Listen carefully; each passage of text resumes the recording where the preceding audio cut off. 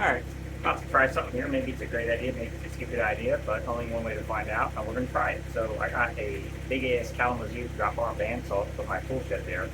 I don't even remember how I got the thing in there, but it was before I got the Kubota. So probably like five guys in a ramp, if I had to guess. Anyways, got a little steel track ramp set up on the edge of the tool shed, flip drop to the driveway. And I got the saw tied, ratchet strap to the bucket of the Kubota. Saw has big caster wheels with a four swivel wheel, so it wants to scoot all over the place. So I got a ratchet strap tight to the bucket, and I'm trying to pull it down the ramp, um, and use the Kubota to do the pulling and then also act as a brake so it doesn't run away when it gets to the bottom.